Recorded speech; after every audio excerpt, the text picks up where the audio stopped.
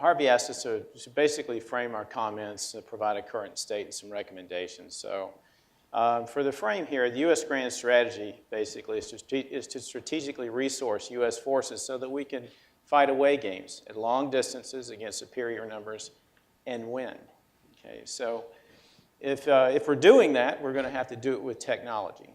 Now, that's no real surprise to anybody. The only thing is I would say here is I'm not so sure that we actually secure that advantage. The thing that we're going to be relying on in the future, I'm not so sure that we actually secure that. That's from my perspective. We don't do it at conception, we don't do it through delivery, and we don't do it through sustainment, at least in my view.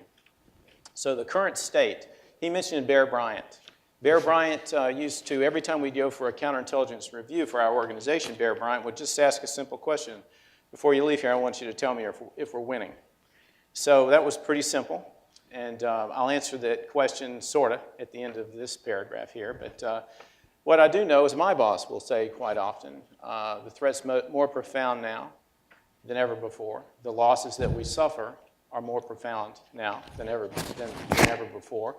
And our opponents actually don't respect the classification, whether it's SAP, classified, unclassified, it doesn't matter, they're going to steal it.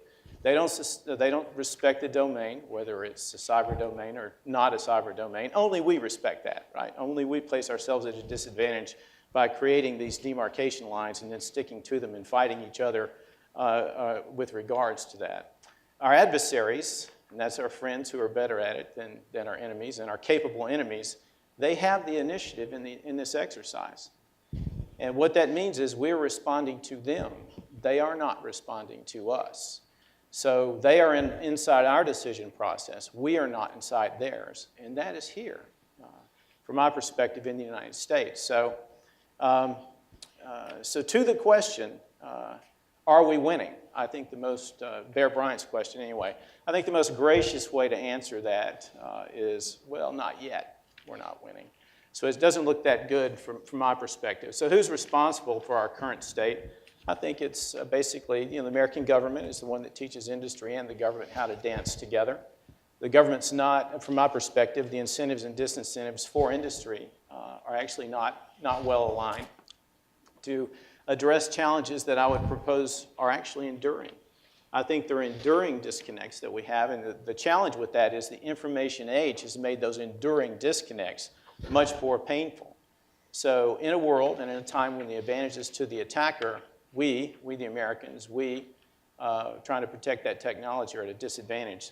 So I'll name 3 disconnects here very quickly, and from my perspective anyway. And have you ever thought about this? Those who will be taking casualties on future battlefields are not the ones that are making decisions today on how well we should be securing the technology that we'll be placing in their hands to save their lives and to win our national interests forward. Another way of putting that is your kids, my kids, your grandkids, and my grandkids will not have the advantage in the future because of that. So I would propose we need to think a little more about how it is and what it is that we're trying to protect, that technological advantage for the American military strategy moving forward. That's first. Second, the security and the acquisition of weapons is managed as an expense to be reduced, and I'd propose maximally reduced. It is not managed as a national security objective to be achieved in the delivery of an uncompromised weapon. Okay, so it kind of goes back to the first issue. Gosh, if our national strategy is based on this, you would think we would be spending just as much energy doing this as not. Next, for the taxpayer. If you ever wondered about this also, we talk about the cost of a weapon. But what we look at dollars, right? So, but what would it not be a better measure to know the difference between a compromised weapon when compared to an uncompromised weapon? Wouldn't that be a better measure?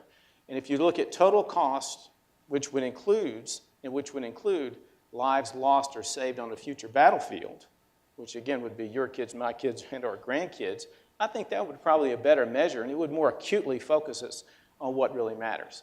So those are my brief comments there, folks. So recommendations. We need to link the depth of our need for the technology on a future battlefield to an urgency today in securing that technology. Second, we need to place security at least on par with cost, schedule, performance, and weapon delivery. Third, we need to align the authorities' responsibilities and resources so that we have incentives and disincentives to overcome those disconnects that I mentioned earlier, with the objective, I'd propose, of delivering uncompromised weapons. We do have an initiative ongoing now that we call Delivering Uncompromised, and we're about to get to the end of the white paper. It should be presented before the end of this month.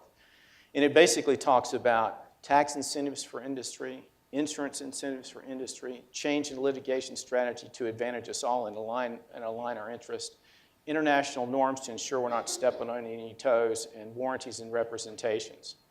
So that's really quite in-depth, and there's a lot of stuff associated with that. But I'll take one piece out of that and briefly give some specificity. So what would a company be asked to do? And I want to say this very clearly again. To me, it's the government's responsibility. And the government, in fact, would align the resources so the firms are actually paid so that they would be competing and they would present these things as a comparative advantage that they're proud of achieving. So basically, an insider threat program, a lot of detail associated with what that could be, but basically continually monitoring your people, processes, and systems for insider threat. Second, continually monitoring your supply chain. Third, red teaming it. Fourth, ensuring the government can red team it. Fifth, refresh the people, processes, and systems so that they function at state of the art. And what does state of the art mean? State of the art basically means that's a moving target. So basically, delivering uncompromised would mean in a post-event review that a firm was operating at state of the art. And so that was the challenge, and a bunch of lawyers said, especially the one here at the end of the table, said that actually is doable.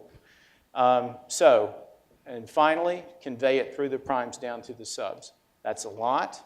It would require the shifts that we mentioned earlier, using those 5 different incentives for industry to get this right.